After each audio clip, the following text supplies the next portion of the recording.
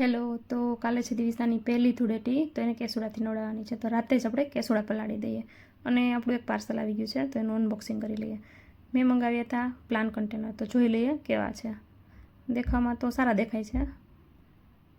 હવે પ્લાન્ટ લગાવીને જોઈ લેશું આપણે સવારે કે કેવા દેખાય છે.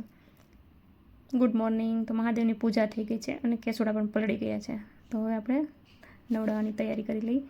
તો દિવિસા તૈયાર છે, તો હવે એને આપણે નવડાવી દઈએ. તો મેં દિવિસાને નવડાવીને રેડી કરી દીધી છે.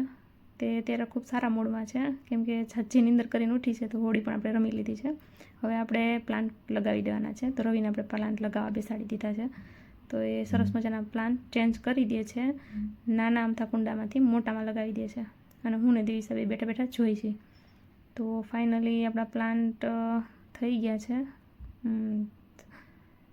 અને દિવસ પણ પૂરો થઈ ગયો છે. તો good night, bye bye, thank you.